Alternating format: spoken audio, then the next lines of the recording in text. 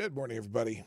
So there's a lot going on right now, apparently, on the, saw something on the Twitter machine that Zach brought to my attention. And so it's breaking news.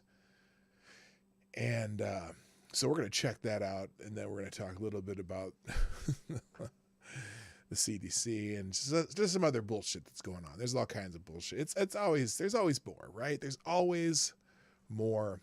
So we'll we'll get into it quickly. I'm not even gonna this intro part that I do normally. Nah, I'll just play the intro. I'll be right back.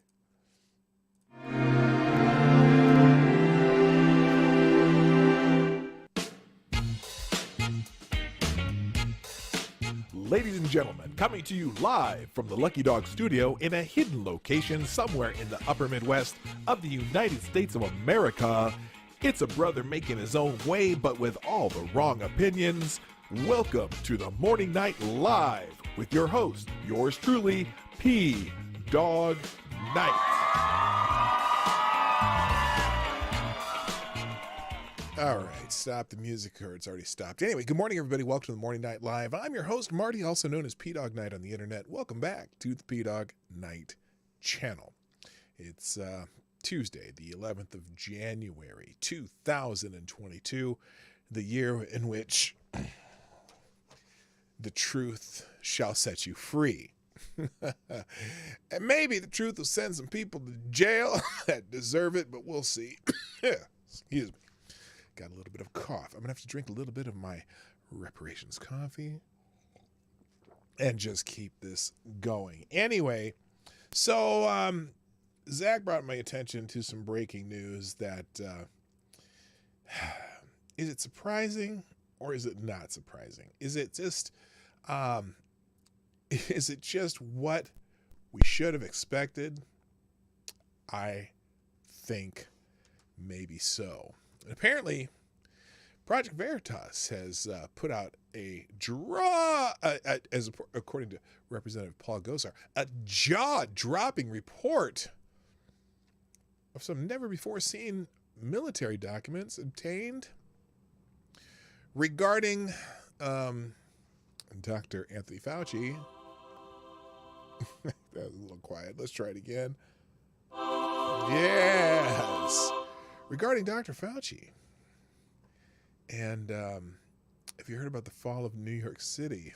I'm adding Escape from New York as a prophetic movie. Yeah, there's all kinds of shit going on. I'm telling you.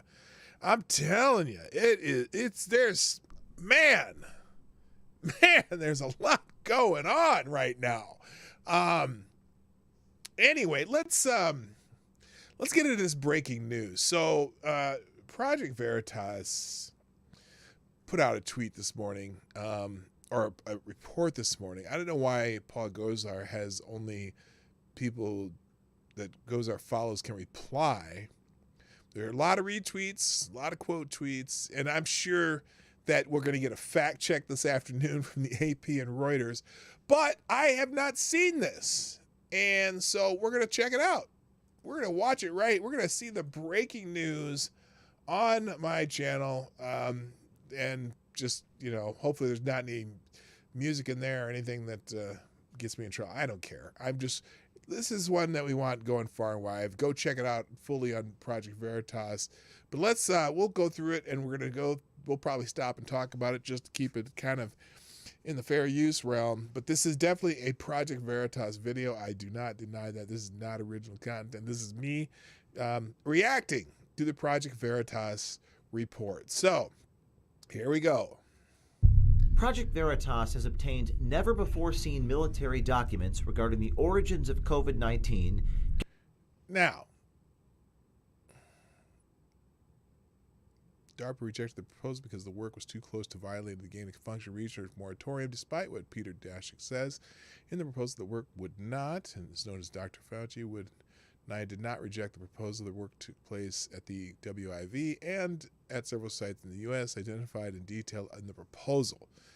Woo, this is getting spicy because someone named Dr. Fauci, I'm pretty sure if I remember right, was testifying before the Senate and was questioned pretty heartily by a certain curly-haired short dude that is in the whose dad was kind of a congressman too at one time, and there was some denials about what was going on. But we're gonna just watch it because I know the AP fact checkers are going to be checking me. And, I don't care. Gain-of-function research, vaccines, potential treatments. What does DARPA stand? Who knows what the acronym DARPA is for, by the way? Well, maybe they'll say it in this report. I know it's something. But there's some spicy stuff in this. Which have been suppressed, and the government's effort to conceal all of this. Dr. Anthony Fauci has testified many times before Congress stating that the Oh, there US he is. That was the curly-haired dude, wasn't it? There he is. Ha! That guy. Paul something.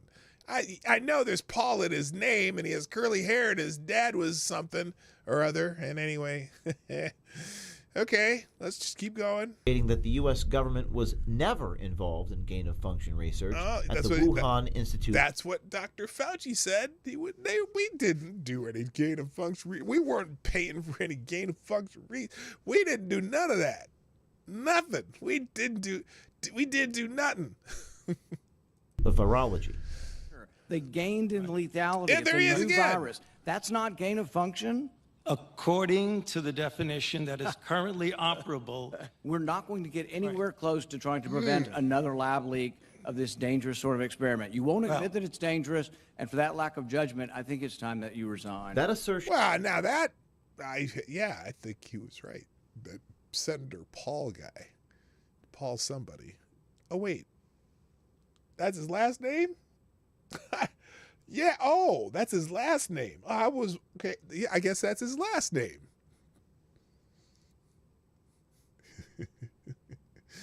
Now, what's this? Oh, this is the National Institute of Health's. Is that their definition of gain of function research? I don't know. Let me see what. What's his name? James O'Connor. James O'Reilly. I know some Irish name. O'Connor. No, that's my last name. Well, that was my last name when I was a kid. Before I was adopted. But O'Keefe, is that his name? Oh, okay. Thanks. It's. I got to tell you, Johnny over here is not just Johnny. He's Johnny on the spot. Thanks. You got my back, right, Johnny? Yes, you do. Thank you. Johnny's got my back. I'm sorry. I'm stalling. Let's see what else he says here. Is based on the NIH's definition of gain of function. Oh, that's the However, okay. The documents we've obtained refute that. The documents in question stem from a report of the Defense Advanced Research Projects Agency. Oh, that's what that is. The Defense Advanced Research Project Agency. This is an agency. Definitely always researching pretty morally. I don't know about that. Okay, I'm just playing with y'all. I know every one of these names, guys. I'm just messing with you. I knew it was James O'Connor. Anyway. Better known as DARPA. Yes, were DARPA. Hidden in a top secret share drive. Ooh. Somebody accesses this. Man, O'Keefe is going all WikiLeaks and shit. But what is DARPA? They are an agency under the U.S. Department of Defense, which facilitates research and technology with potential military applications. Yes, Scotty Dubs, I am one of them black Irishmen. That's right. I'm black Irish, definitely.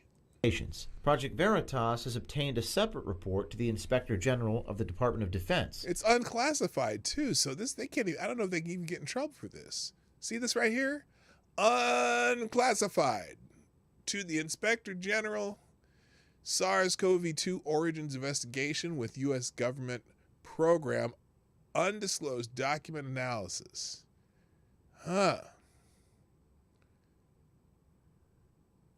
SARS-CoV-2 is an American-created recombinant bat vaccine or its precursor virus. It was created by an Eco Alliance program at the Wuhan Institute.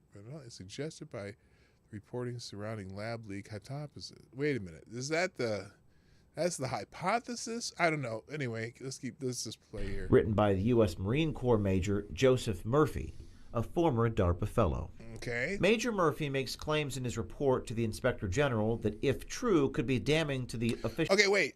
So, do we know if Major Murphy's report has been accepted, or is this just his hypothesis? I'm curious. The technological challenge, as difficult as inoculating bats in China, would be tried at DARPA first, the massive Manhattan Project level of information suppression executed by the government, and the Trusted News Initiative indicates... Trusted News Initiative? What the fuck is that? Indicates that it would be a cover-up if something bad happened. The lab leak hypothesis and squabbling between Senator Paul and Dr. Fauci indicated that the cover-up was more localized. Further, an actual cover-up would be more disciplined with its paperwork. So I presume that unclassified files would be concealed on a higher network and found them where I expected them to be. I understand what they were and their content, pushed the files off-site, and compiled this report. Okay? Because I'm sure when this you know how Veritas always kind of puts out a preview video of what they're about to show you.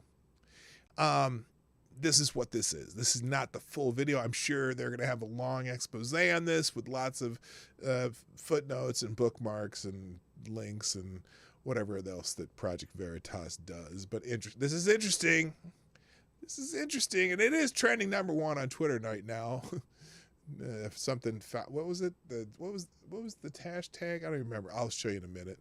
I put it in the title of in the tweet of the show. If true, could be damning to the official narrative that has been played out to the world over the past 2 years.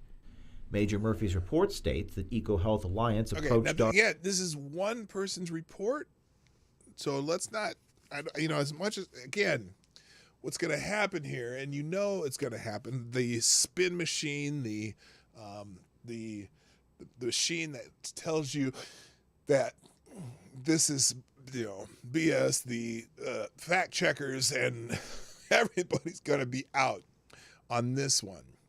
But this is his first line. SARS-CoV-2 is an American-created recombinant bat vaccine, or its precursor virus. It was cleared by an EcoHealth Alliance program at the Wuhan Institute of Virology, as suggested by the reporting surrounding lab leak hypothesis.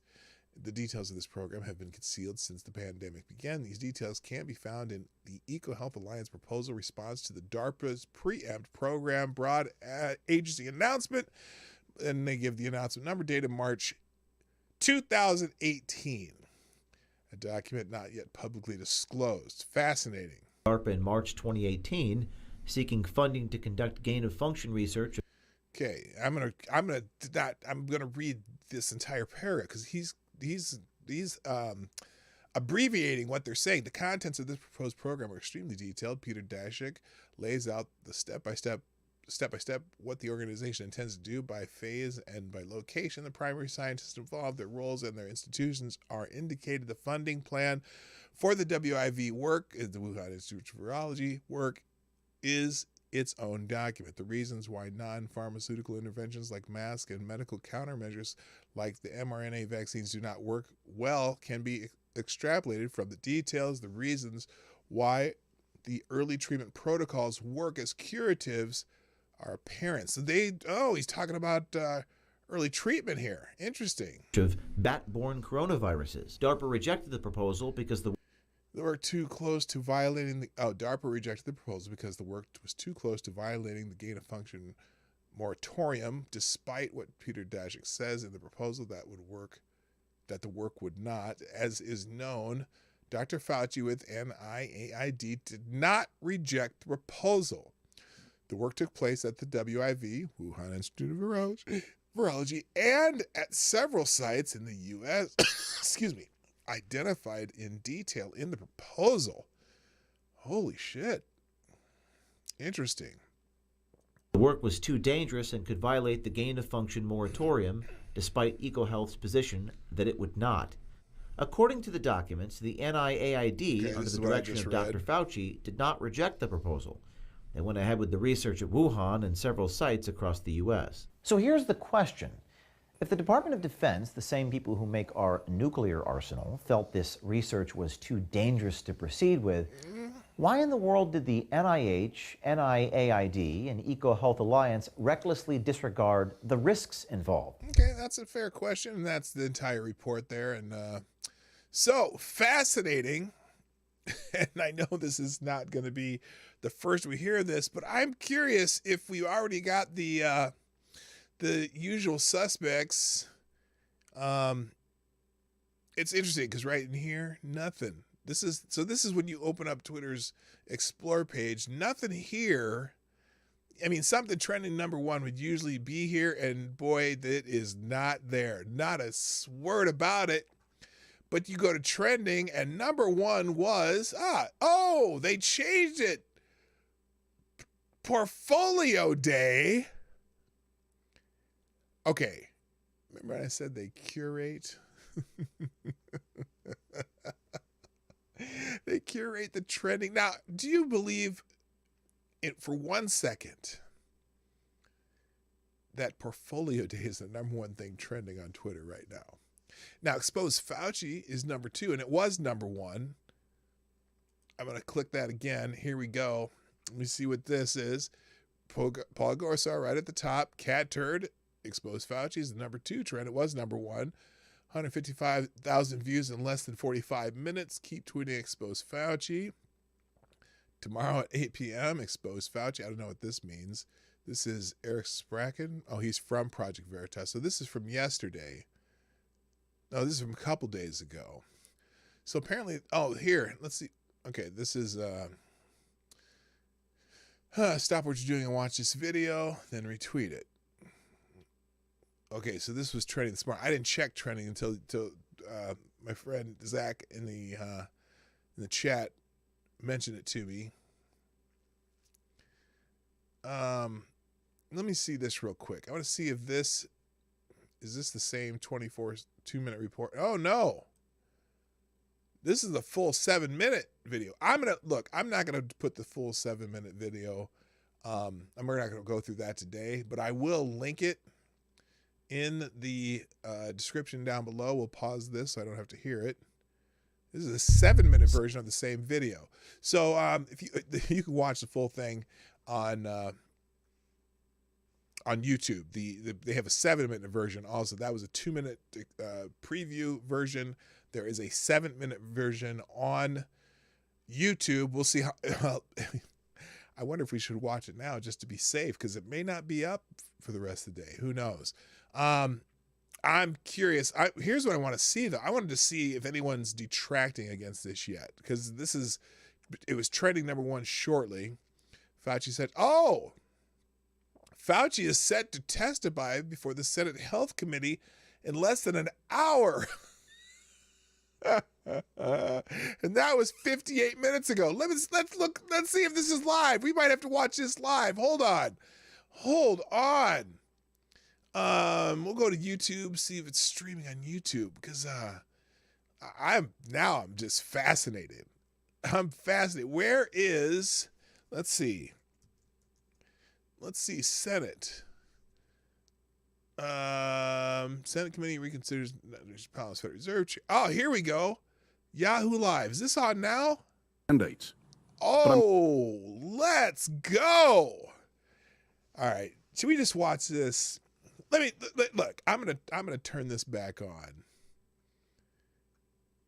and we're gonna watch some of this, see what goes on. Senator Burr. Let's say good morning to everybody real quick. First of all, Zach Osborne, you get a bronze star today, and you get the bell because you were first in the chat today. Thank you for being here. Also, good morning, Jaeger Pony, my favorite Canadian.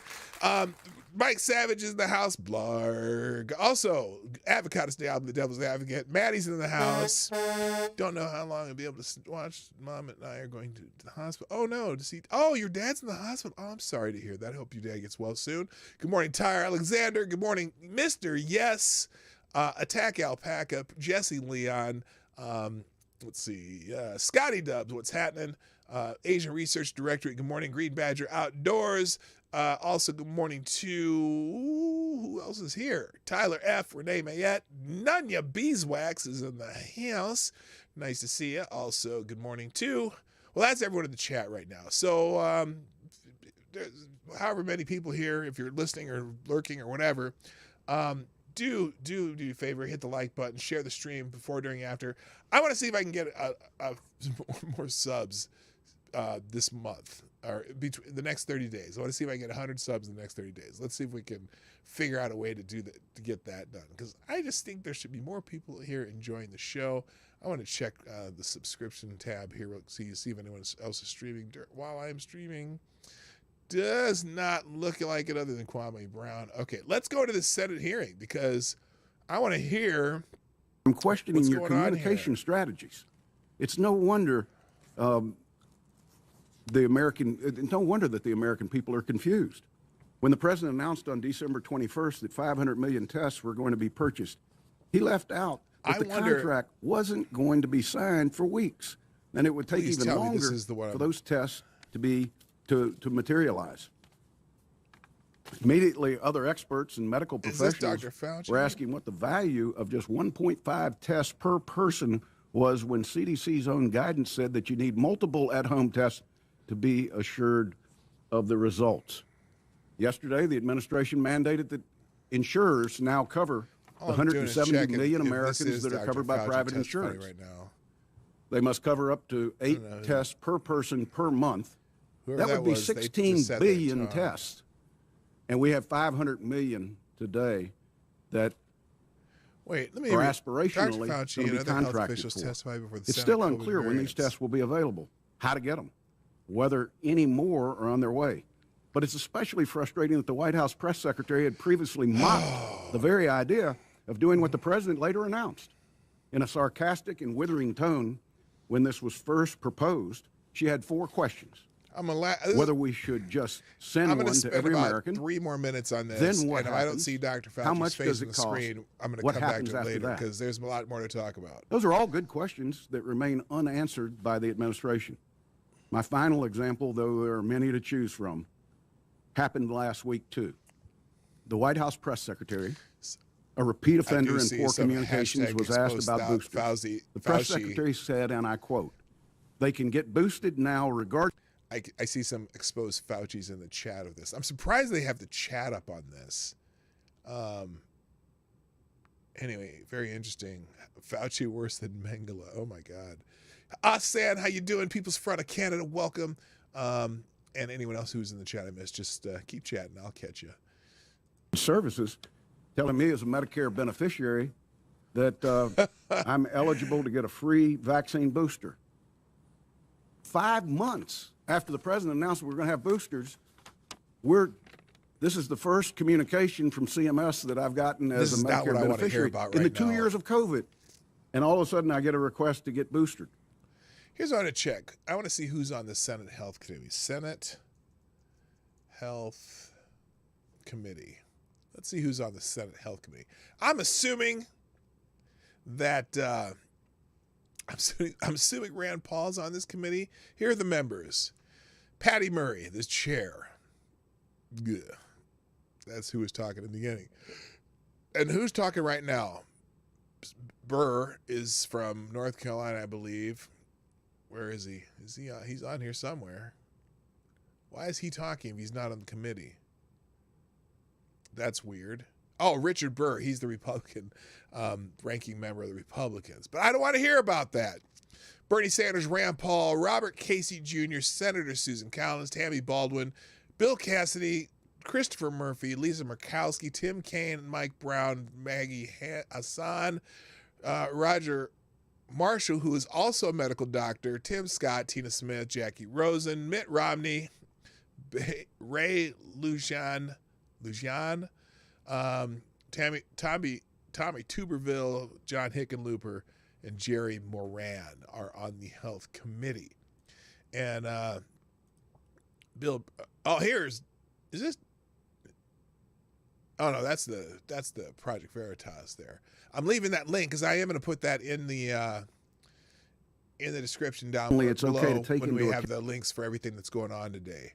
Why is Bernie Sanders on this committee? Because he's in such great health. Guidance because too many people would be out of work. Was that because of science, or was it because you now know that lockdowns, shutdowns, and school closures come with a significant downside impact? You ask the American people to trust you. Quite frankly, you've lost their trust. Rather than attempting to gain their trust back, the administration chooses to litigate mandate requirements. People in chat are saying for arrest employers Walensky, with arrest over Fauci. 100 employees. Walensky, I don't care about. I've asked Fauci's before, the what's one the who's plan? been lying. Never gotten a response. Very seldom do I get a letter responded to by this administration. The administration's not responded to my letters. Maybe folks at the White House don't think they need to respond to Republican senators. I think my record shows I'm approaching all of this as I have for the last 20 years. I'm trying to help. I love this country, love its people, and I know we can do better. This is just some preliminary nonsense. We'll come back to this later. That's not what I meant to do. Hang on here. There we go. All right, let's move on, because I don't want to hear from. The only person I want to hear from is Rand Paul today. I'm guessing Rand Paul saw that little Veritas thingy on Twitter or on wherever he sees stuff, because he's pretty adept at watching Twitter, and I'm sure he watches Veritas. And I just want to see Rand Paul. I want to see Rand Paul question Dr. Fauci today and ask about this DARPA report. So I guess something else in the DARPA report, apparently, well, here, let's go back to that hashtag, because there were a couple other things that were in there, saying that therapeutics actually work. Let's see. You've been lied to every step of the day. Fruit bats, 15 days to flatten the curve. Car accident victims being labeled as COVID deaths. The vaccine is safe and will stop the virus. If you take it, you can't get sick. The government would never mandate it. Yes, those are all lies that have been told by the administration.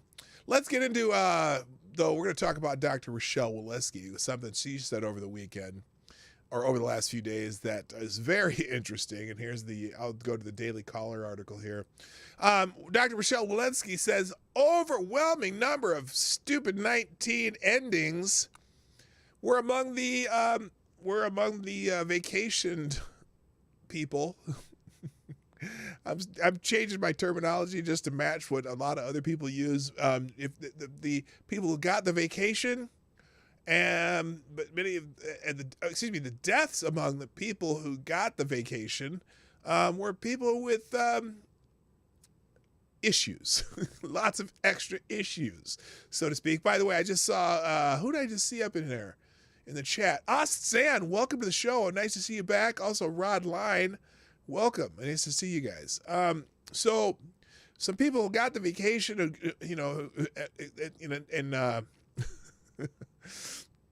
are still getting the Megatron. This is Megatron. Anyway, here we go. This piece has been updated to reflect that Walensky noted that over 75% of stupid 19 deaths among the vacationed occurred with people who had extra issues. Rand Paul's going to take victory laps soon. It'll be interesting. I've got to tell you, Rand Paul should be right up in that booty today. Centers for Disease Control and Prevention Director Dr. Rochelle Walensky, who is, by the way, she has a PR coach now. Did you know that Dr. Rochelle Walensky has a PR and media coach that she's been working with to get better at her messaging, because her messaging absolutely sucks. Yes, her messaging sucks. Center for Disease Control and Prevention Director Dr. Rochelle Walensky noted Friday that the overwhelming number of endings from stupid 19 among the vacationed occur to people who have at least 4 extra issues. Yes, Avocados Diablo. Now you got that song in my head. Vacation's all I ever wanted. Vacation had to get away. Very good. Stephanie, what's happening? At the overwhelming number of deaths, over 75% occurred to people who had at least 4 extra issues. So really these people who were unwell to begin with, they were people who were unwell to begin with. Well, I'm going to guess that might be a trend during the entire 2 years of the stupid 19, is my guess. Cannon Hotep, salute. Walensky was discussing a study released Friday by the CDC, the Center for Disease Control, which found that 75% of people who went on vacation who contracted stupid 19 died because it had at least 4 or more other issues. Walensky's comments highlight an at times underreported notion regarding the Ken Hotep, you might be able to help me. What's the nickname for the demic full of, or the demic that fills the pan? Maybe I'll just call it that. The demic the demiglaze that fills the pan. That's what I'll call it. That those with certain medical conditions are at a higher risk of serious illness from the stupid 19. While the CDC has noted this, the concept has not been a focus of President Joe Biden's messaging surrounding the virus. So here is how long is this? Oh, there's a commercial first. Let me make it. Hopefully I can mute this. Oh, shit! Jeez, that's so loud. Turn that shit off. I don't know if I'm gonna watch. That is loud as hell. Turn that shit down. Experts who can break up with your wife. Okay, we'll just do that. I'll just turn it down. A report released by the World of Bees. Wait a minute. Hold up. How many of you knew? Oh, it's only a 52-second clip. How many? Put a 1 in the chat if you've heard of this. I don't know what this is. This NGO, this non-governmental agency. I'm assuming. Why are you so angry? What's happening? If you've heard of this agency or organization, whatever the hell this is, put a 1 in the chat. And if you've not heard of this organization, put a 2 in the chat. I haven't named the organization yet, but put a 1. Maybe I should do a poll. Let's do this. We'll do a poll. Have you ever heard of the World Obesity or Federation? Federation. Have you ever heard of the World Obesity Federation? There is a world. Okay, I got to look this shit up. You got to be kidding me. World Obesity Federation. And what is their goal? There's a homepage. They have a website. Oh my God. This is the World Obesity Federation, driving global efforts to reduce and treat obesity. Okay. Anyway, let's go back to that article. So anyway, a report released by the World Obesity Federation in March found that the pandemonium. There you go. Thank you, Cannon Hotep. I knew you would come through. Good morning, Jedi Ghost Bear, by the way. Yes, I knew you would come through, Cannon Hotep, because you are the arbiter of all things that are real and good. All right, let's see here. In fact, that might be your new nickname in this stream. The arbiter of all things real. Did I say real and good? Anyway. The World Obesity Foundation in March found that stupid 19 death rates were 10 times higher in countries with a largely overweight adult population. Well, that includes the United States. CNN, this is CNN, reported at the time. The network was criticized in early January after pointing out that losing weight can reduce the risk of more severe disease and even death from the stupid 19, according to Fox News. Despite Walensky noting that a high amount of deaths from those with extra issues in the U.S. has not made living a healthier lifestyle a main talking point of its stupid 19 campaign. Well, it has been for some. If you listen to Joe Rogan, that's all he talks about, isn't it? Anybody heard him talk about, say, hey, if you thought about maybe having a healthier lifestyle? Anyway, instead, Biden is focused on the vacations and there's a nickname for boosters too, as a way out of the pandemic. Okay, here is, and now it's funny though that she started to talk about this because they should have been talking about this long time. Some of us have been talking about this since the middle of 2020 and asking the same question. How many people are ending because of the vacation, and how many are ending because they had some other extracurricular activities when they went on vacation? That's what have been called the comorbidities. The extracurricular activities are the comorbidities for those who need code translation. So some of those people had some extracurricular activities that may have been, even though they went on vacation.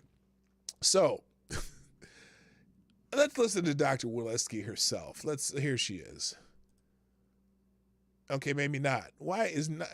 What? Oh, because I turned this shit down. Not authorized for the purpose of. We're gonna start this over. Our own subject matter experts and with the FDA, we made the recommendation, these tests are actually not authorized for the purpose of evaluating contagiousness. I want to ask you about those encouraging headlines that we're talking about this morning, this new study showing just how well vaccines are working to prevent severe illness. Given that, is it time to start rethinking how we're living with this virus, that it's potentially here to stay? The overwhelming number of deaths, over 75%, occurred in people who had at least 4 comorbidities. So really, these are people who were unwell to begin with. And yes, really encouraging news in the context. Was she talking about just the people who took the vacation? Your illness.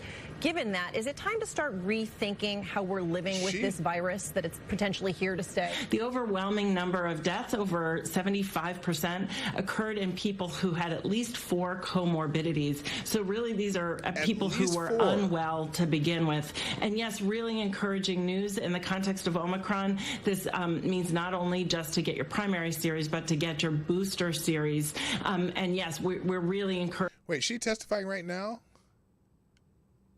Oh, let's see what Dr. Okay, we'll get back. We'll go back. Let's. This is live right now. Let's watch this. Oh no, there we go. The Omicron variant that we are currently experiencing, underscoring why it is so important for the unvaccinated to get vaccinated, and for those who are already vaccinated to obtain the booster shot. Therapies in general are an important part of our armamentarium against COVID. Where's she start? In this regard, the NIH has been heavily...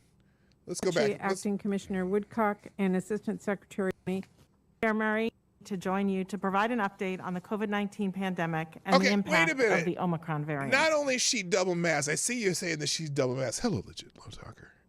I see you there, brother. Nice to see you. Not only is she testifying double masked. Oh, somebody's heard of the World Obesity Federation? Who the hell's heard of the World Obesity Federation? You never heard of the World Obesity. You lie like a rug. You never heard of that. I'm going to end the poll now. Took a few boosters to get the first men in the moon. She is, okay, so remember the other day, because someone said something about the mask. Zach. She's testifying right now, double masked, after everyone came out last week saying masks basically don't do anything. Not only is she double masked, because she said, well, they didn't say masks. She said, didn't say masks don't do anything. Let me correct you here. They said cloth masks and the little paper mask and whatnot do anything. But the N95 masks apparently do something. Now, they didn't say what, but you would have to have an N95 mask. Notice what she's wearing here. She's wearing one of those paper surgical masks with a cloth mask over it. She's double masked, testifying before the Senate. Now, notice Dr. Fauci just a second ago, we saw him testifying. He wasn't double masked, but she is. Something's wrong here. There is something wrong. It has been just over 2 years since we were first alerted to the emergence of SARS-CoV-2 in China. And since that time, CDC has worked with our partner agencies and you in Congress to take remarkable action to protect the health and safety of Americans. And Omicron is now the dominant variant in the United States, driving case counts to unprecedented heights here in the United States and around the world. Despite the increases in cases, there are promising emerging data from South Africa and the United Kingdom that hospitalization rates for people infected with Omicron. What do you mean emerging data? Anyone who paid attention knows that the South African data has been out for weeks. We've been paying attention to what they've been saying. Some of us paid attention to what they're saying before we listened to you. Anyway, are lower compared with prior variants. These data seem consistent with what we're seeing so far in the United States. However, despite a potential decrease in severity, the substantial number of absolute cases is resulting in hospitalization increases across all age groups, including... Okay. Is she going to tell us the truth about the hospitalizations? Because we just heard from one of these people the other day. In fact, I think it was her. I think it was her who said, distinguishing between because of and with. Let's see if she says it. Including children aged 0 to 4. The emergence of the Omicron variant Megatron again emphasizes the importance of vaccinations and boosters, which decrease the risk of infection, severe disease, and death caused by COVID-19. Really? Among the children 0 to 4? Because, I keep hearing this. Oh, you're 10 times more likely to get sick if you don't have the vacation and whatnot. 10 times what, though? What's the number 10 times? They just say, because it sounds really bad. Oh, you're 17 times more likely to get sick, and you're 20 times. Because what's her face? The redheaded Raggedy Ann. What's her name? In the press office, the sake, her, the Japanese liquor. Oh, God, I never want to say the word liquor and sake in the same vicinity ever again. Anyway, you're 40 times more likely to be hospitalized and 89 times more likely to die. When it's children between 0 and 17, and that number is 40 times 0.01247%. 17 times over basically 0. That's, do the math.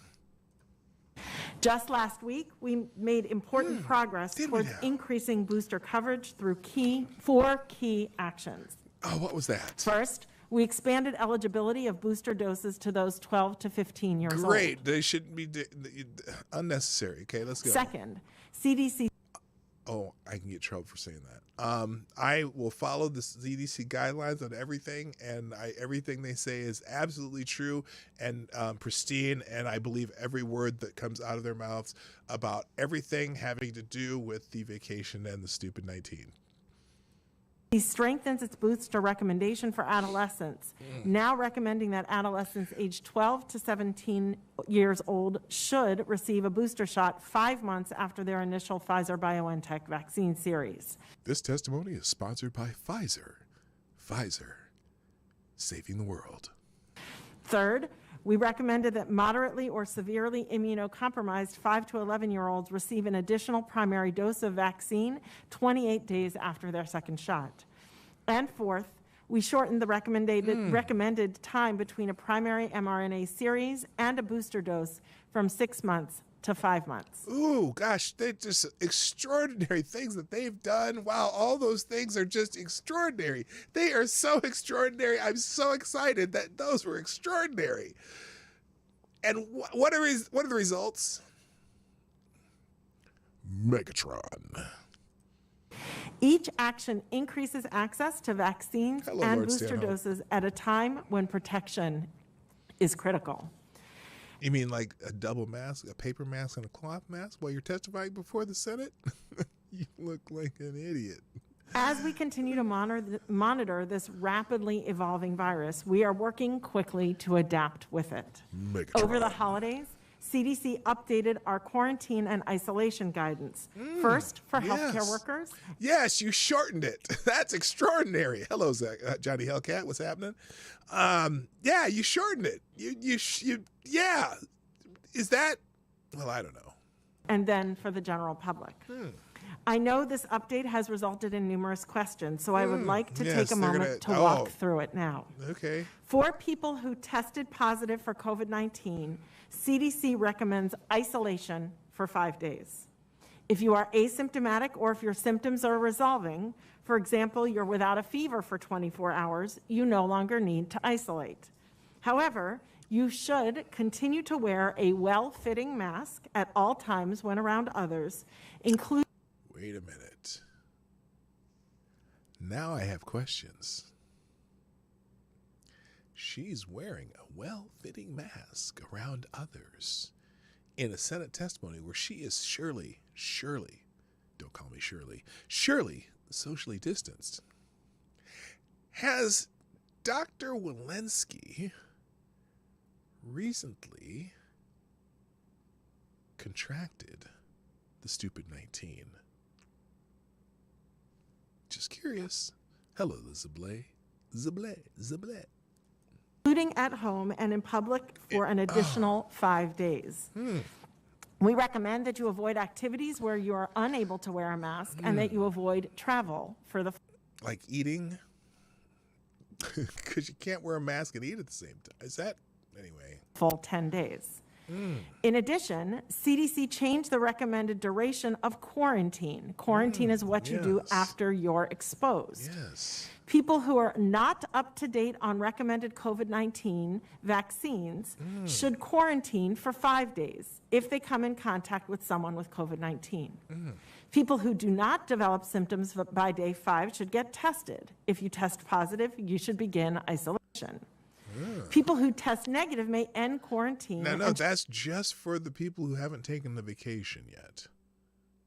Did you hear her say that? Said people who have not taken the vacation should do this. Let's see what she says if they have something, if they've taken the vacation. Because apparently we're starting to figure out that more people with the who've taken the vacation are having this than the people who didn't. Now, that's numerical, granted. Probably a higher percentage of people who've not taken the vacation are getting it, but whatever.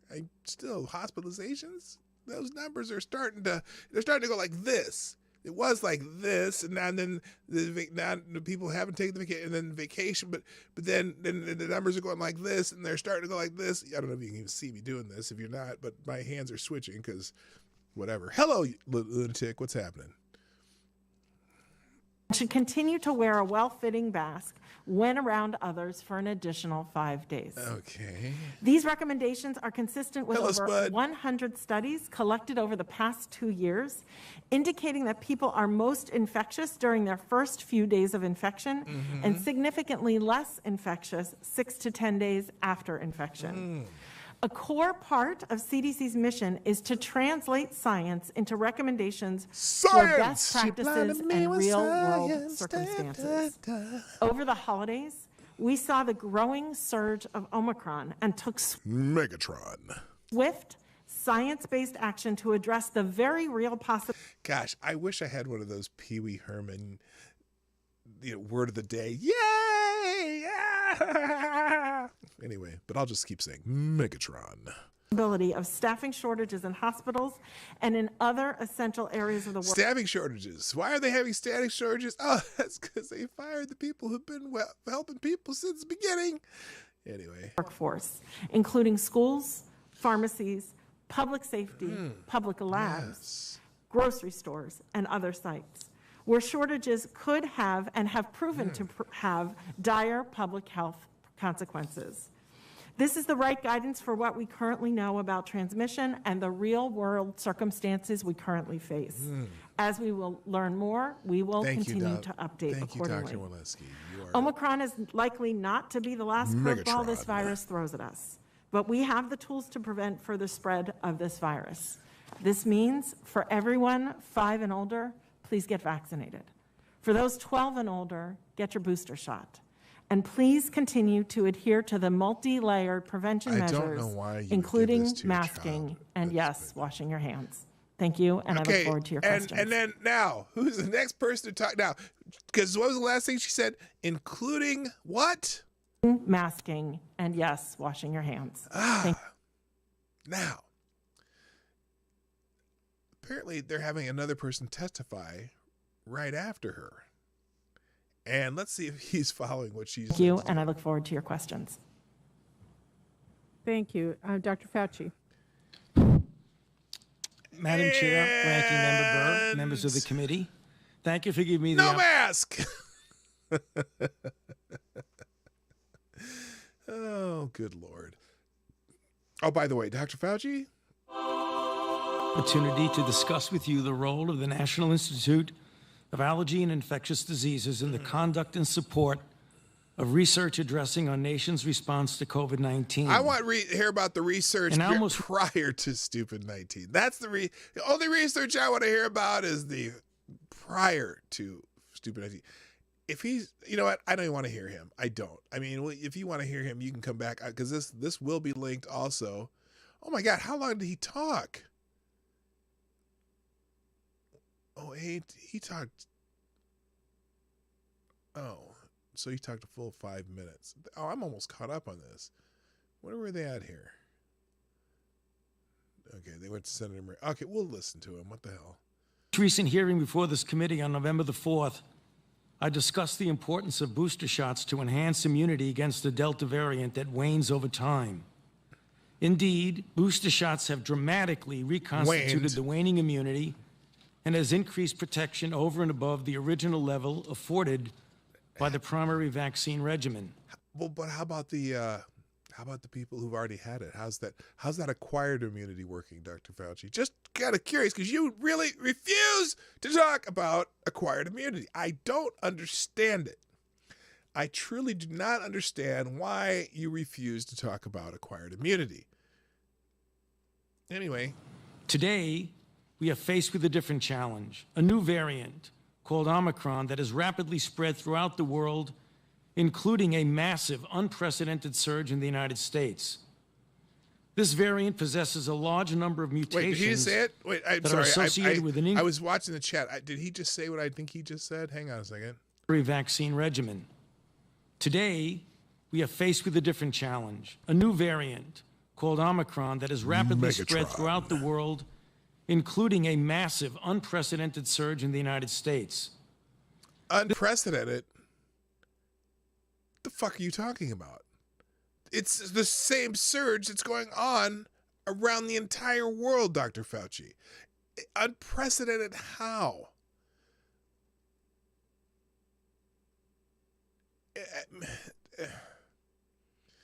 Maybe, okay, unprecedented. We haven't had the surge of Megatron. It's before now because there was no Megatron. Hello, Tessa. This variant possesses a large number of mutations that are associated with an increased efficiency of transmission, immune evasion from certain monoclonal antibodies. You mean like, so you're, wait a minute, monoclonal antibodies too? How about against the vacation? Is he going to say that? Convalescent plasma and antibodies induced by our current vaccines. How about how about the antibodies produced by acquired immunity? Acquired immunity. Hello, King. Thus far, data from our own laboratories at NIAID, as well as from laboratories throughout the world, have indicated that vaccine-induced antibodies lose a considerable amount of potency in neutralizing the Omicron variant. Megatron. Although this is of obvious concern, the encouraging news is that a third shot boost of an mRNA vaccine significantly reconstitutes and enhances the ability of antibodies from boosted individuals to neutralize the Omicron variant, Megatron. Strongly suggesting Does it, though? that boosters will play a major role Hi, Lexi. in protecting our population, at least from severe disease. In the context... Wait, hold, whoa. Severe disease? my understanding, and you've said it more than once, that Megatron does not have the same severeness. What are you talking about? So the booster that you want to talk about, the enhancement, is to save you from a less severe disease. And I know there's some data out there from South Africa. So she mentioned South Africa, right? There's data out there from South Africa that Megatron helps enhance your acquired immunity too. So shouldn't this be the one? Shouldn't this be the one that you maybe, since we're deciding this is endemic now, this might be the one you might want to just, monitor the very, very vulnerable. And maybe this might be the one that would create that herd thing. You herd immunity. I don't want to say them together. Of course, they always say, what, natural? I'm not going to say natural immunity. I'm going to say acquired immunity. It's endemic now. And a lot of you said, in fact, there's all kinds of doctors in the government saying something about how we need to learn to live with this. Of the ongoing massive surge of the Omicron variant that we are currently experiencing, underscoring why it is so important for the unvaccinated to get vaccinated and for those who are already vaccinated to obtain the booster shot. Yeah. Therapies in general are an important part of our armamentarium against COVID.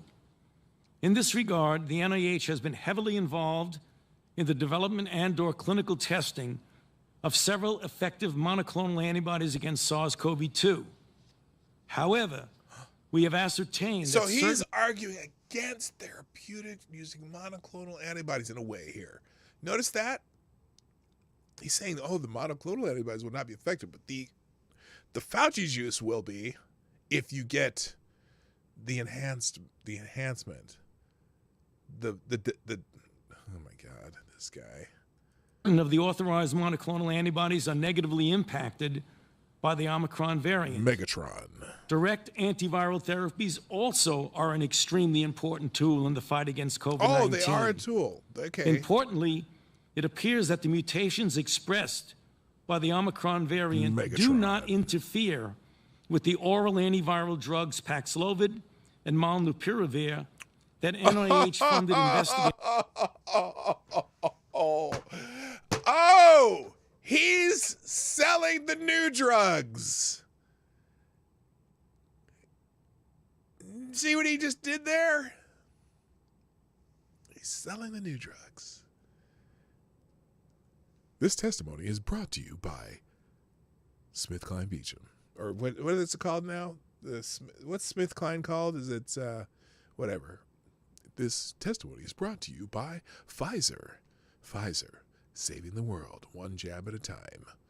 It has played an early role in developing and that have recently received emergency use authorization from the FDA. Oh my God. Oh my God. So these two new drugs that have been authorized for emergency use authorization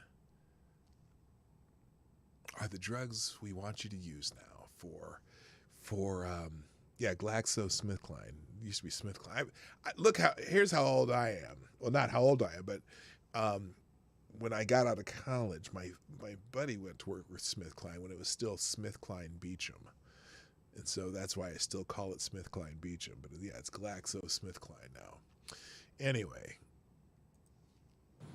Nor do they appear to interfere with the FDA fully approved drug remdesivir, shown by NIH-sponsored studies to be highly effective in preventing severe disease. Yeah. Well, looking ahead, what's weird about this too So they say, okay, so you have this, they have these therapeutics that are good at preventing severe disease. But again, now I'm not saying this is, you shouldn't do things to prevent the severe disease, but remember, before there was even, before there were any vaccine, and before they even came up with a vacation, before the first jab was jabbed, before any Fauci juice or anything came out, before they were using, well, some people were using therapeutics, but they were unauthorized because, well, I'm not even go there because you can't even talk about some of these anymore. But it's like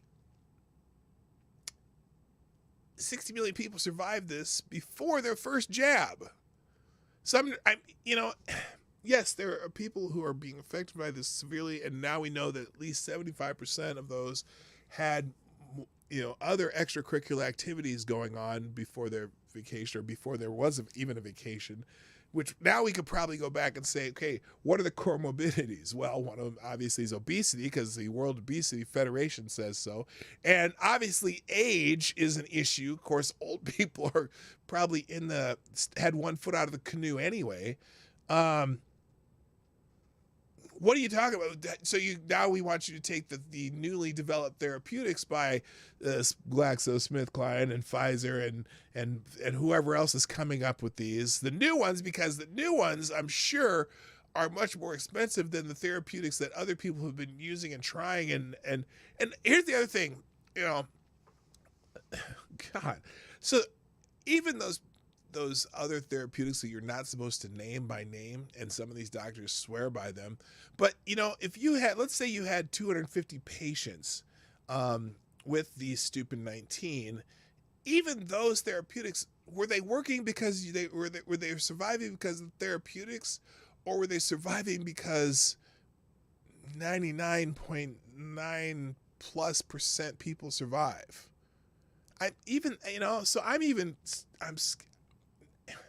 Is it okay to be even skeptical of the therapeutics when 99.9% of the people let's say people without comorbidities, okay? And they haven't given you a number for that, but they said 75% of the people at least who died, who had the Fauci juice, who've taken the vacation, 75% hospitalized and deaths are people with four or more extracurricular activities, right? So I want to know the rate of endings since the pandemonium began of people without any comorbidities or without comorbidities. What's the ending rate? I gotta imagine it's way below. Not just because it's 0.01% of age 0 to 17. We know that, but I'm pretty sure it's probably the same way for most people. A vast majority of the people who've ended of the stupid comorbidities and age majorly. In the context of the inevitable continual emergence of new variants, the importance of developing a pan-coronavirus vaccine, namely one that would be effective against all SARS-CoV-2 variants and ultimately against all coronaviruses, becomes even more apparent. You know what? This jackass. Okay, so if the Megatron is finding a way to circumvent the vacation, the idea that you're going to come up with a Fauci juice that's going to be effective against all variants. No, that's not how it works, is it? Maybe I'm misunderstanding the science of this, but it seems like the variants are the ones that supersede the vacation. Like, just they sneak right over into your vacation, right? I don't get it. Yeah, yes, I know. Common cold is credits. By the way, I don't know where I saw it, so I'm not going to get ahead of myself, but someone, and this is just something that may or may not be ahead of this, but one of the common cold coronaviruses also helps you develop the acquired immunity for apparently for the Megatron. Apparently, I don't know, but I know the Megatron one is in South African studies. They mentioned Dr. Walensky mentioned South Africa. The good news from studies in South Africa. Well, one of those studies in South Africa said that the Megatron also develops antibodies that's effective against some of the variants. Well, am I shocked? No. Hello, Donatello Slapafella. Hey, man, I haven't seen that name for a while. How you doing? Good to see you here. Anyway, that's good. My colleagues and I recently published a paper in the New England Journal of Medicine emphasizing the urgent need for such an effort. In this regard, we have made significant progress in that direction. Oh, by the way, did you hear the CEO of Pfizer was it yesterday or the day before? It was talking about how they now are coming up with a new Fauci juice that is specifically able to resist the Megatron. The Megatron variant. How convenient. How convenient that Pfizer now is coming up with a new, their own variant of the Fauci juice that is able to tackle the variant known as Megatron. How? Well, then let's just, you know what? I think the United States should just buy 20 billion doses of that, because that one that is the new version of the Fauci juice able to tackle Megatron is if we get 20 billion doses of that, then you'll have enough for everyone to get that booster and 12 more in the series of boosters. And Pfizer will give it to you at a discount. Oh my God, they're going to be a $200 billion company by the time this is done. And profits, $200 billion of profits, because they're just going to keep, they're going to have a new version when you're on the 17th booster by January of 2024, maybe someone will figure this out. I don't know. God. Identified antibodies that neutralize multiple different coronaviruses. Yes, we need one of those. And in addition, we need that. NIAID has issued new awards to fund pan-coronavirus vaccines at 4 academic institutions. And the Wuhan Institute of These Virology. awards would fund multidisciplinary collaborative teams to Okay, so now they're giving out grants. They're giving out grants, and guess what? If you know who gets grants for this kind of stuff? People who play along. You get a grant, and you get a grant, and you get a grant, and you get a grant. Thanks for playing along. Conduct research focused on coronavirus virology and immunology, immunogen design, and innovative vaccine and adjuvant platforms, as well as technologies to discover, design, and develop pan-coronavirus vaccine candidates. Finally, I would like to close by looking forward to how we might best enhance our preparedness for what inevitably will be the emergence of future pandemics.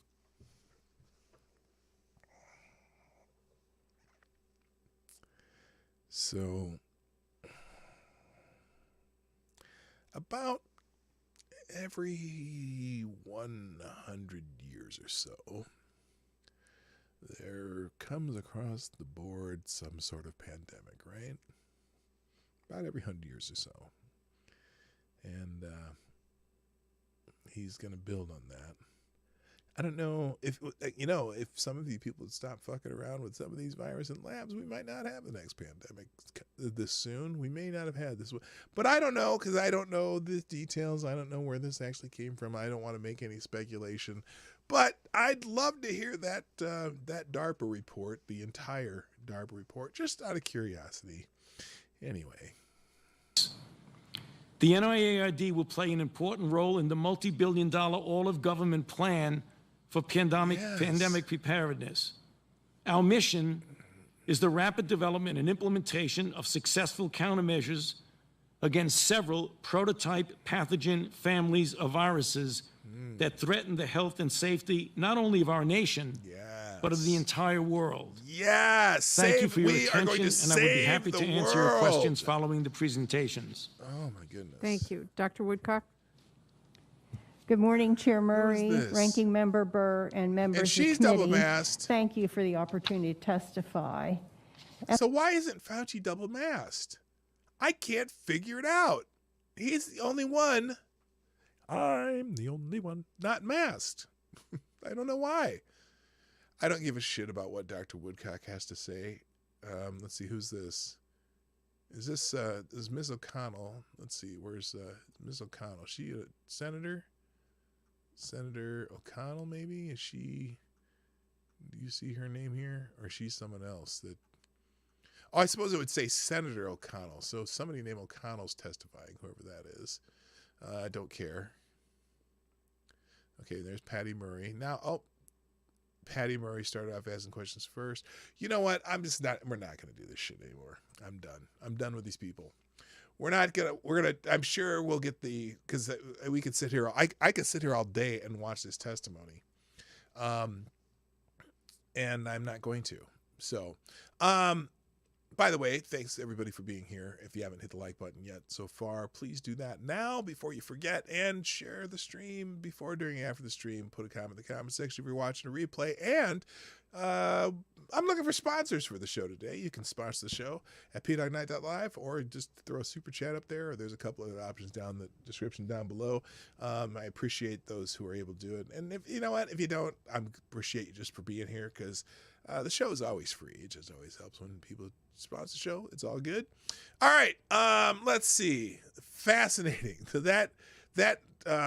I'll have a link to that Senate hearing also in the description, along with the Project Veritas 7-minute video. We saw the truncated version earlier, but this is definitely this is trending big time. Exposed Fauci. In fact, I'm wondering if it's still trending. Oh, now they've moved it. They've moved it. The Exposed Fauci, which I know they've changed it. Now they have Rand Paul trending. So the people at Twitter have figured out that in fact, here's a picture of it, because just to prove to you, I knew that this would happen. The curators at Twitter decided that Exposed Fauci probably isn't what they want trending. Now Rand Paul is trending number 2, maybe because people are asking for him to, Rand Paul was right about everything. Okay, Senator Rand Paul and Tommy Tuberville among the Health Committee members today addressing the new variants and the federal government response to the variants. Fauci, every time Rand Paul questions him, there's the meme today. Senator Kennedy, Thank you, Donatello Slap-a-Fellow, for the super chat with no message. But hey, I appreciate it. Nice to have you back. I haven't seen you for a while, so good to have you here. Product made to sell, not so much that there's weird things that advertise, but they do advertise them in some odd ways. That much I will give you. Okay. Oh, well, yes, I will let Lady Boomer know that you said hi, Tessa. Thank you so much. I don't know why my scrolling function on this is. Oh, it must be my mouse. Maybe that's the problem. Oh, now it's working. It wasn't working before. Oh, no, it's stuck again. Okay, I need to get my mouse working here. So for whatever. Oh, is Rand Paul questioning him right now? Oh, yes, this is what I wanted to see. I wanted to see. Okay, we are going to watch this, and then we're going to call it a day. Sorry, everything I put in the description, F it, because this is, please, where is it? Where does he start? Where does he start? It's got to be about here. Okay, here we go. Let's listen to Rand Paul. This is great, because I know that Tim Kaine didn't ask him any good questions. Senator Paul. Yes, let's go. Dr. Fauci, the idea that a government official like yourself would claim unilaterally to represent science, and that any criticism of you would be considered a criticism of science itself, is quite dangerous. Central planning, whether it be of the economy or of science, is risky because of the fallibility of the planner. It would not be so catastrophic if the planner were simply one physician in Peoria. Then the mistakes would only affect that physician's patients, the people who chose that physician. But when the planner is a government official like yourself who rules by mandate, the errors are compounded and become much more harmful. A planner who believes he is the science leads to an arrogance that justifies, in his mind, using government resources to smear and to destroy the reputations of other scientists who disagree with him. Yep. In an email exchange with Dr. Collins, you conspire, and I quote here directly from the email. Oh yeah, his emails were quick and devastating published. By the way, his emails were leaked today by the Republicans too. So this is what Rand Paul is referring to. I'm going to talk to those about those tomorrow. I haven't seen him yet, so I don't want to look at him. Hello, Snoopy. How you doing? Of 3 prominent epidemiologists from Harvard, Oxford, and Stanford. Oh, that was the... Apparently there's a lot of fringe epidemiologists at Harvard, Oxford, and Stanford. That was the... And you quote in the email that they were from Dr. Collins, and you agree that they are fringe. And immediately there's this takedown effort. A published takedown, though, doesn't exactly conjure up the image of a dispassionate scientist. Instead of engaging them on the merits, you and Dr. Collins sought to smear them as fringe and take them down. And not in journals, in lay press. This is not only antithetical to the scientific method, it's the epitome of cheap politics, and it's reprehensible, Dr. Fauci. Do you really think it's appropriate to use your $420,000 salary to attack scientists that disagree with you? How dare you? Why did he have his mask on? The email you're referring to was an email of Dr. Collins to me. If you look at the email... That you responded to and hurried up and said, I can do it. We got something in Wired magazine. No. I think in usual fashion, Senator, you are distorting everything about me. Did you ever object to Dr. Collins' characterization of them as fringe? Did you write back to Dr. Collins and say, no, they're not fringe, they're esteemed scientists, and it would be beneath me I did not do that? You responded to him that you would do it, and you immediately got an article in Wired, and you sent it back to him and said, hey, look, I've got him. I nailed him in Wired of all scientific publications. That's not what went on. There you go again. You just do the same thing every hearing. That was your response. And this wasn't the only time. So your desire to take down people... You're absolutely incorrect. As usual, Senator, you are incorrect almost everything you said. Well, no, you deny, but the emails tell the truth of this. No. This wasn't the only time. Your desire to take down those who disagree with you didn't stop with Harvard, Oxford, and Stanford. You conspired with Peter Daszak, who you communicated with privately, and other members of the scientific community that wrote opinion pieces for Nature. 5 of them signed a paper for Nature, an opinion piece. 17 signed a paper that called it conspiracy theory, the idea that the virus could have originated in the lab. Do you think words like conspiracy theory should be in a scientific paper? Senator, I never used that word when I was referring to it. You're distorting virtually everything. Did you communicate with the 5 scientists who wrote the opinion piece in Nature where they were describing, there's no way this could have come from the lab? That was not me. Did you talk with any of those scientists privately? You keep distorting the truth. It is stunning how you do that. Did you talk to any of the scientists privately who wrote the opinion? You did. Well, what were they telling you privately?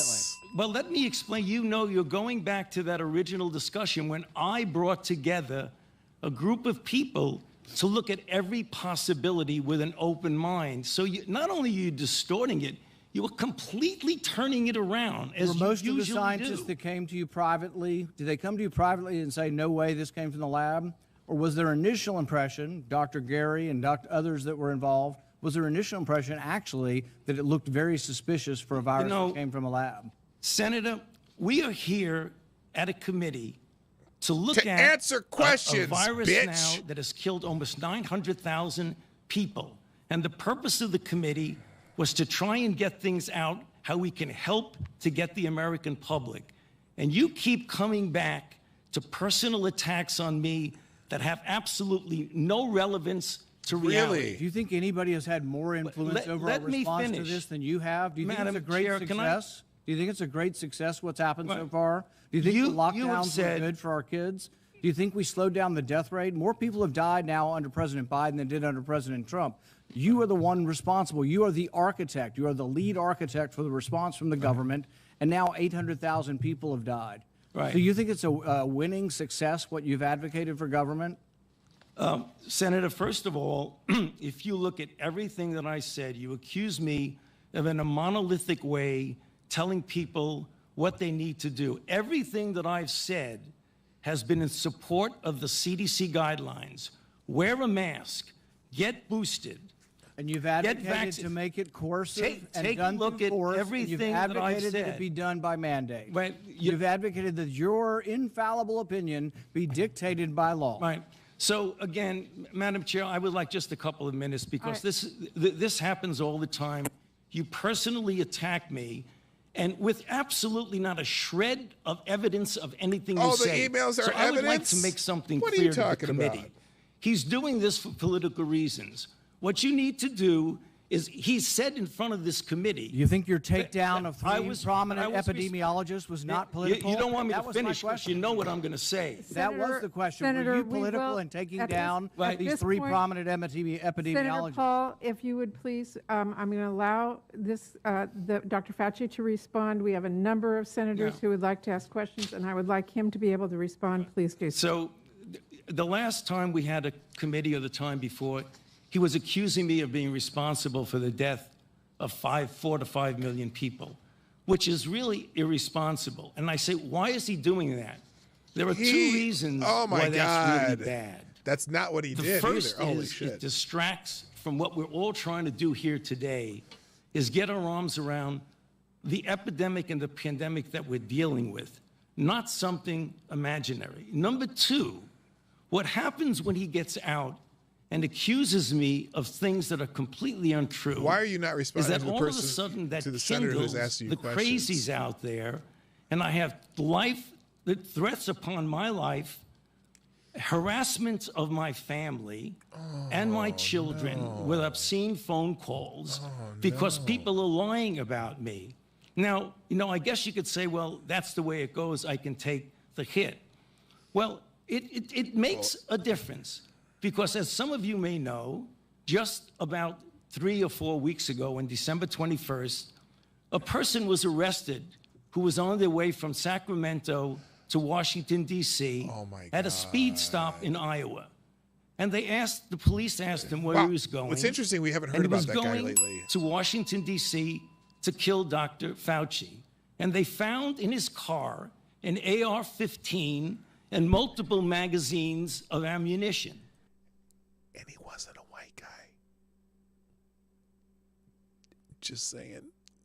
Because he thinks that maybe I'm killing people. So I ask myself, why would Senator want to do this? So go to Rand Paul website, and you see Fire Dr. Fauci with a little box that says, contribute here. You can do $5, $10, $20, $100. Oh, he was prepared. So he was prepared with this. A catastrophic epidemic for your political gain. So you have politically attacked your colleagues and in a politically reprehensible way attacked their reputations. Okay, you won't defend it. No, you won't argue it. You'll just simply turn around the attack. Continue this hearing. We have a number of questions from just other senators. One more minute, please. Well, Dr. Fauci, I really appreciate your response, but we do have a number of questions from senators, and we do have a second round, and I'm being asked to make sure that everybody has their time. So thank you. Thank you very much for allowing me, Madam Chair.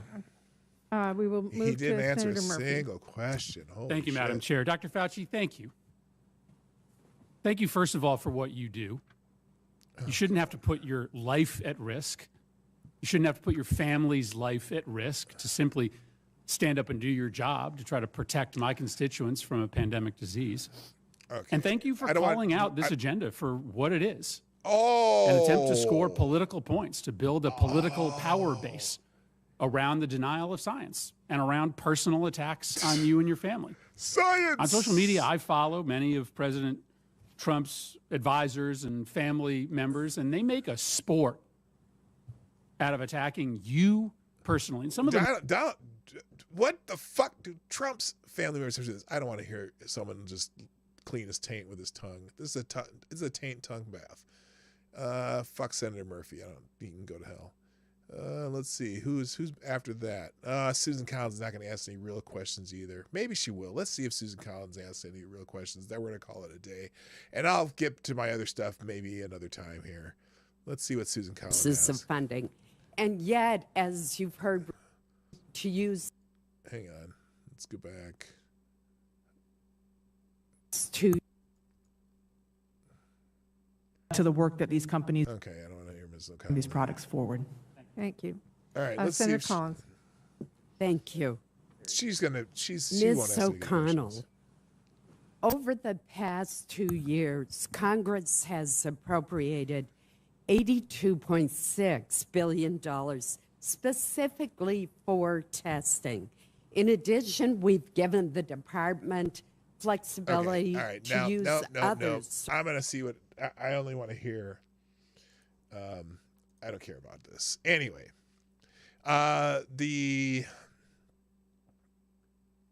there's a whole lot of people in the chat on this hearing, though.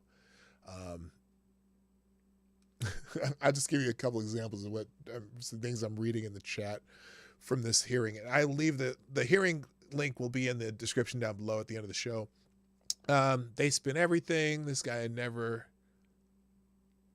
you guys will never arrest Fauci. Oh, you'll never arrest Fauci. Ha ha. They're making fun of Susan Collins because her head's shaking. Well, she's how old is Susan Collins? She's almost 70, 80 years old too. She probably has coming on up with Parkinson's disease and shit like that. Give off your knees praying, Dr. Fauci. Collins is an alcoholic. You can see the shakes. Okay, they're just talking about, they're ripping on Susan Collins. Fauci's exposed Fauci. Lots of clown stuff. Anyway, whatever.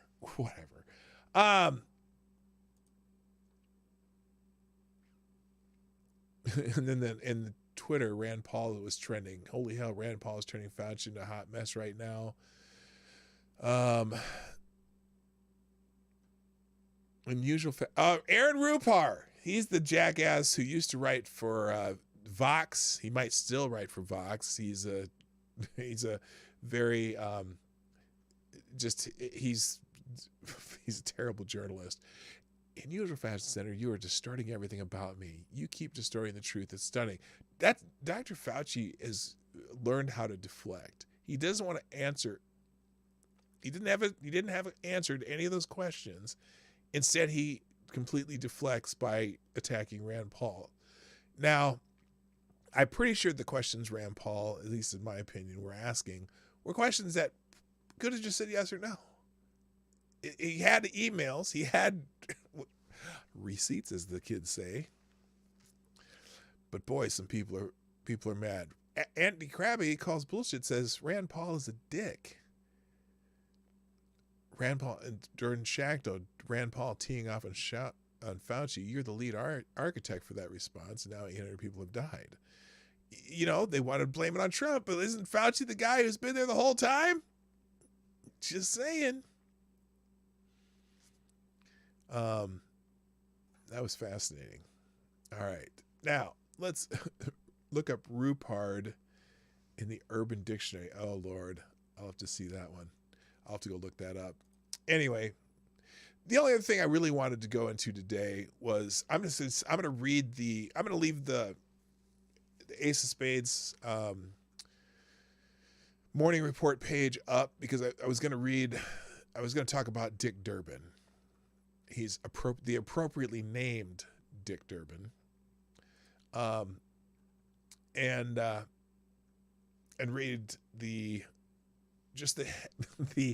intro to today's morning report from J.J. Sefton at the Ace of Spades, because it's funny, first of all, because he's a very talented at writing what he does. And 2, he's my favorite aggregator.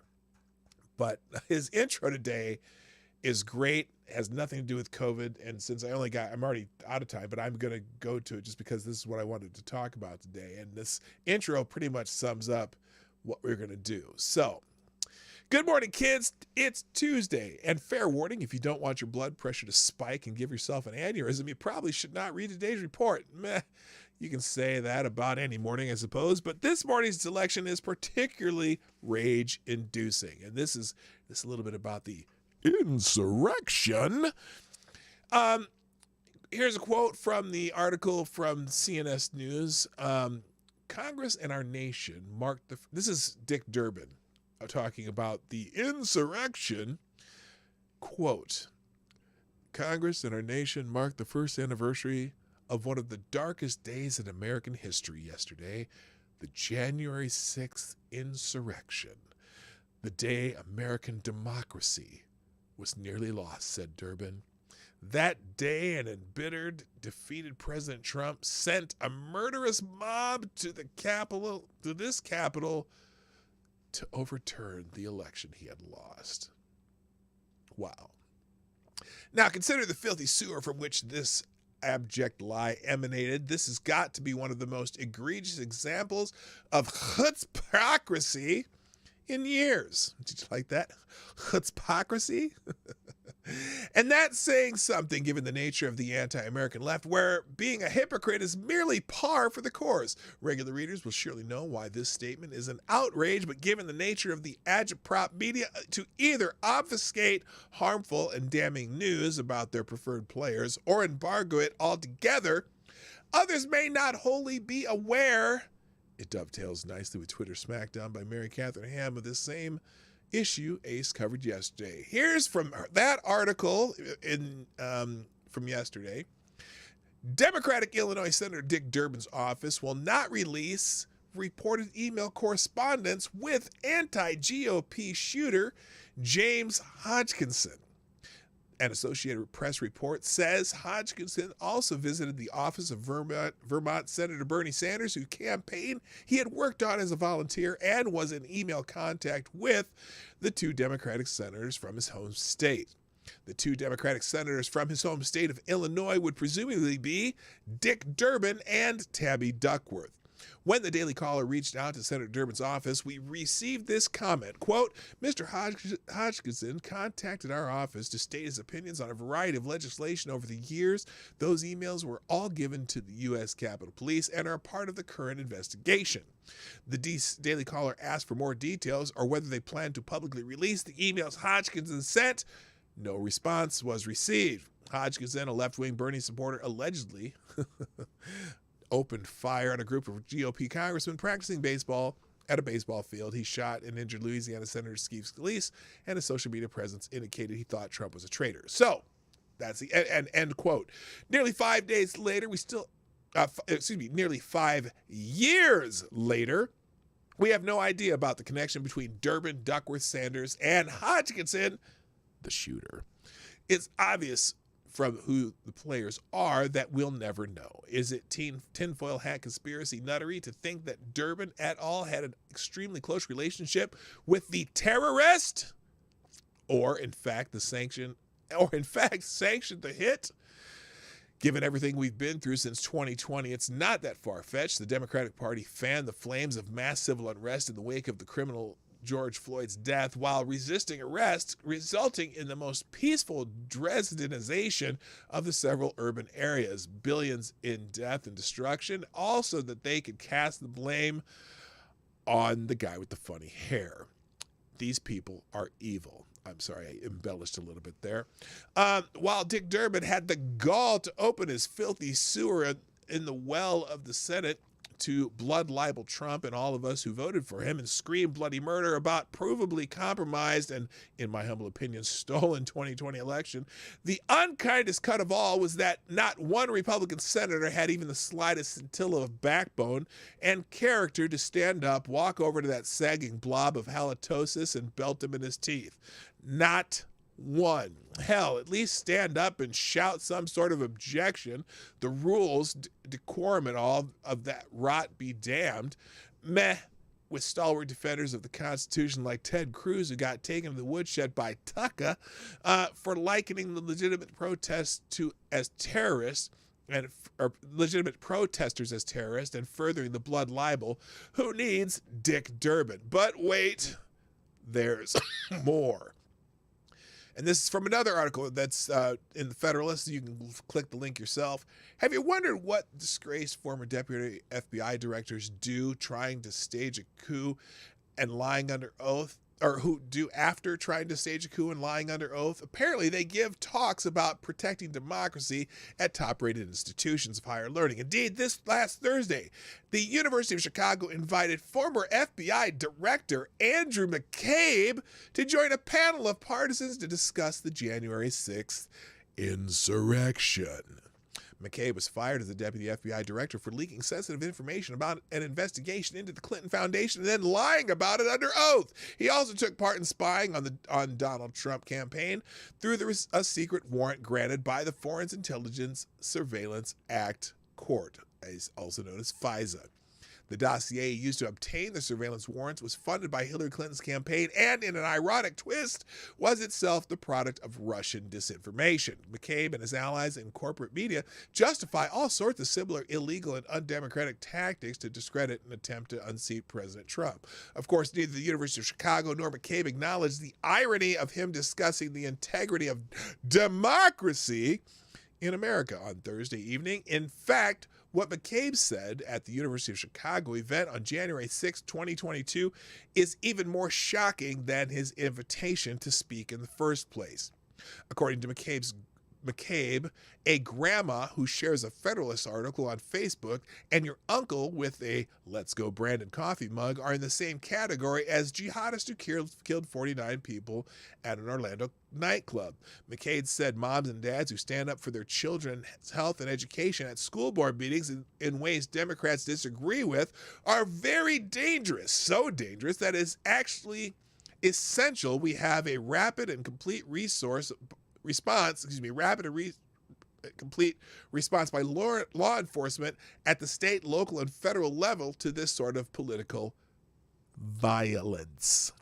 McCabe wants to get around constitutional obstacles that restrict the abuses of federal agencies. He explained that the path to granting the feds more power to spy on and punish extremists, aka conservatives, is by implementing federal penalties against domestic terrorism.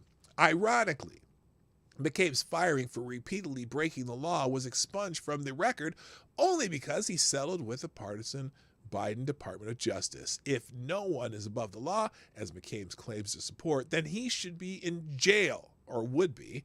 Of course, McCabe is above the law. Only dissenting conservatives, in his view, deserve the suspicion and wrath of unelected federal agents. You know, it's amazing because they've got some of these people still in jail over a year later with no trial for basically a trespassing charge, but McCabe is just, giving lectures at the University of Chicago. Anyway, two sentences come immediately to mind when I consider Durban and McCabe. The first one starts with, if there was a God in heaven, ... and this other would be, it'd be a real shame if, ... Meanwhile, Ashley Babbitt and Roseanne Boylan are dead. Dozens of hapless people who had the mistake of being in the wrong place at the wrong time or languishing as political prisoners for doing nothing more than serious than trespassing, and the rest of us are being painted as dangerous, extremist, and evil. Oh, and we're also the spreaders of a plague so lethal and dangerous that the CDC finally admitted that the vast majority who died had serious comorbidities like being fat. And your body's T cells that arise from catching a common cold can protect you like nobody's business from getting the General Tso's sickness, aka the stupid 19. So, but stay masked up, injected, and isolated lest you spread plague or worse yet, anti-leftist information. And that's the intro to my favorite aggregator's day of aggregating stuff. He's got all sorts of articles here, so you can click those, or this will be in the link below, because and also links to the testimony live with Dr. Fauci and the Project Veritas thingamabobber will also be linked in the description down below. Just wait till during the outro. I'll let you know when it's done. And on that note, it is time for me to go, because it was time for me to go 10 minutes ago. But I give you some bonus content. Oh my God, lots of you left already. Hit the like button before you go if you haven't done so already. And share the stream before, during, after the show. Put a comment in the comment section if you're watching a replay. And finally, you can sponsor the show like Donatello Slapafellow through YouTube SuperChats, or better yet, PDawgKnight.live. The Streamlabs link is in the upper right-hand corner, and you can watch the show, chat, participate, and all that good stuff. Anyway, that's it. Thanks. Gotta go. My name is PDawgKnight, and I'm out of here. Bye-bye.